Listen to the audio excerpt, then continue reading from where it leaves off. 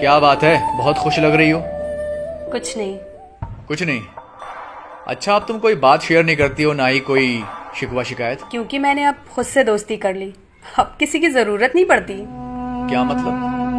مطلب یہ کہ جب آپ کو کوئی سننے سمجھنے والا نہ ہو تو خود کو ہی اپنا دوست بنا لو. اور اب میں بہت خوش رہتی ہوں کیونکہ اب میں نے لوگوں سے امید رکھنا چھوڑ دی.